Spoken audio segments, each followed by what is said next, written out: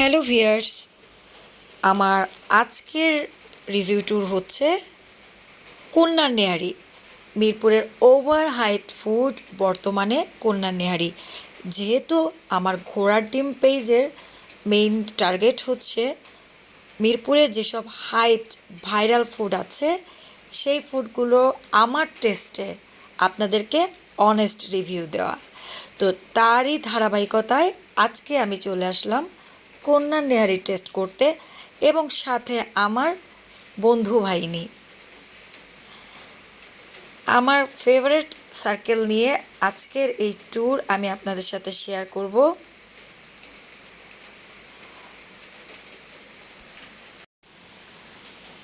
Personal একটা অভিজ্ঞতা share করি, যেটার জন্য আমার এই রিভিউ ট্যুর প্ল্যানগুলো করা।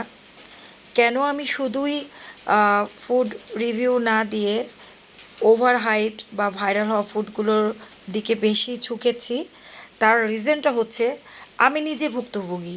দূর দূরান্ত থেকে যখন কোনো ওভার হাইপড ফুড বা ব্লগ দেখে নিজে সেগুলো খেতে চলে যেতাম, তখন না মারাত্মক আকারে শকড হতাম যে এত ওভার হাইপড দেখে আসলাম বা এত ভাইরাল, তাহলে টেস্ট এত মানে কোনোটা এত বাজে থাকতো যে আমি হিসাব মেলাতে পারতাম না যে শুধুই কি একটা পেইড প্রমোশনের জন্য এত এত মানে হাইপ তৈরি করা। এই যে ফেক হাইপ, এটা তো অ্যাকচুয়ালি আমাদেরকে ঠকানো হয়, ফুড লাভারদেরকে ঠকানো হয়। তো সেই জায়গাটা থেকেই আমার এই চিন্তাটা যে যদি কিছু ফুড লাভারদের আমার ইনফরমেশনগুলো দিয়ে আমি সহযোগিতা করতে পারি। তো যেই চিন্তা সেই কাজ। কন্যার নেহারির অথেন্টিক রিভিউটাও আপনাদেরকে দিব, তবে হ্যাঁ, সেকেন্ড পার্টে।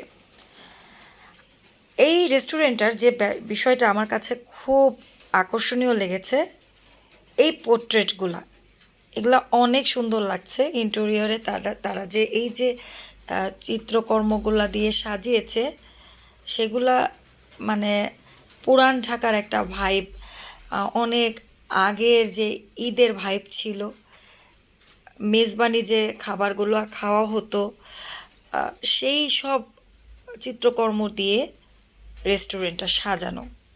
ইন্টেরিয়রটা আমাকে খুব আকর্ষণ করেছে। ফুড রিভিউ তো সেকেন্ড পর্বে জানতেই পারবেন। এখন একটু রেস্টুরেন্টের ইন্টেরিয়রটাই এবং ভেতরটাই দেখুন এই পর্বে। তো এসি রেস্টুরেন্ট, অনেক বড়।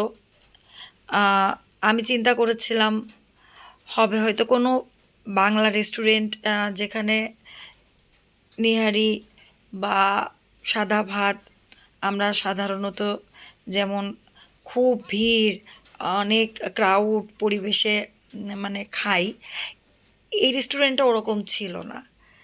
বেশ ছিমছাম, বেশ অনেক বড় ছিল, আর ফুড প্রাইস রিজনেবলই ছিল। খুব যে আহামরি অনেক বেশি ছিল তা কিন্তু নয়। তো সেকেন্ড পর্বের জন্য আমার সাথেই থাকুন।